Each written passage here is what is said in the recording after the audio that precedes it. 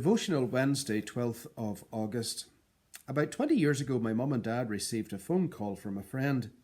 "Have you seen this week's Ballymena Times? There's an article about you." Without hesitation, David was dispatched to the nearest newsagent, and sure enough, a photo of them in their early 20s appeared with the headline, "Does anyone recognise this couple?" As it turned out, Dad had bought Mum a locket for her 21st birthday with a photo of them inside. While shopping one day in the town, Mum had lost the locket. Despite retracing her steps, she never found it.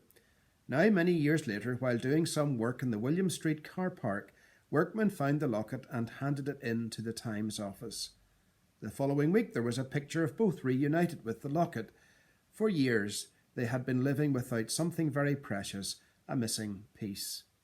To be truthful, all of us are living one way or another with a missing piece.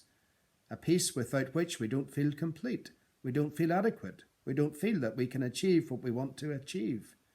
Perhaps it's an education that we were unable to complete, affection, intimacy, a relationship craved and it just didn't happen, an unfulfilled dream, a disappointment or a tragic loss, personal failure that we can't get out of our minds.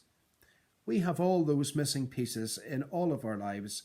But the ultimate missing piece in every human heart is what Augustine called the God-shaped blank in our lives that only Jesus Christ can fill. In the parable of the prodigal sons, the younger son discovered the joy only his father could provide, and the discover led him to focus his life on things that have eternal significance. The truth of that parable is that God wants to supply the missing pieces, whatever they are in your life, with his love. In order to show us this, Jesus told the stories not only of the prodigal sons, but also the lost sheep and the lost coin, one on top of the other, to emphasize that each individual matters to God.